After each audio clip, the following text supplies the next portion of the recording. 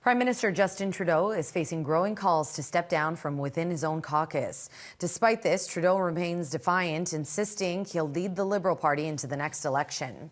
Joining us now to discuss it further is public policy specialist Stevie O'Brien. Thanks for being here today.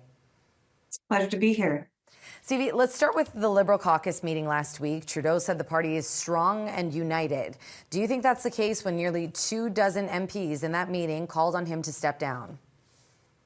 Well, first off, as Mark Miller said, the vast majority of caucus and the entirety of cabinet are behind Trudeau and remain behind Trudeau. But that doesn't mean that this segment of caucus doesn't have real grievances and that it isn't something that we should be given some consideration to. Well, on that note, with this somewhat of a caucus revolt, the MPs gave the Prime Minister Monday as a deadline to decide about his leadership. However, he's staying on as leader after this entire situation. What are your thoughts on this?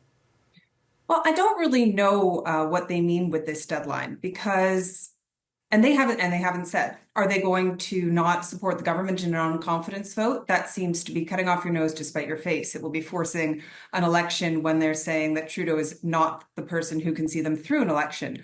Are they going to sit as independents? That's sort of putting a nail in the coffin of their political career. So I don't really know what levers they have in enforcing this deadline. Okay. If we do see a leadership change in the party, who are some of the strongest contenders to lead the Liberals? So the names that have been floating around are my old boss, Anita Anand, Minister Champagne, Minister Joly, Minister Freeland. But one of the names that I think probably could unite a lot of the caucus if he was to enter the race would be Dominic LeBlanc.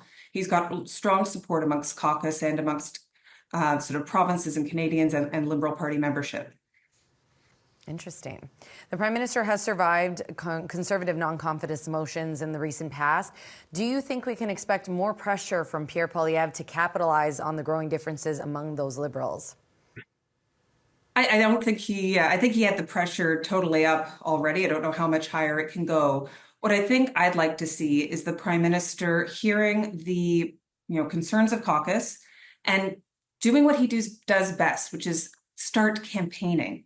Campaign Trudeau cannot be underestimated. He is his best when he's in that medium and in that forum. And I think that that's what caucus wants. I think that they have high anxiety, that they are worried about the next election. They want to see the Prime Minister have his head in the game.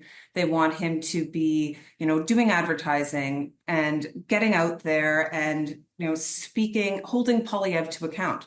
We should be talking more about the fact that he doesn't have a security clearance. We should be talking more about what his plan is for the environment, and we should be questioning him on women's rights. So I really think what caucus wants and what Liberal Party membership want is to start the campaign now and start it strong.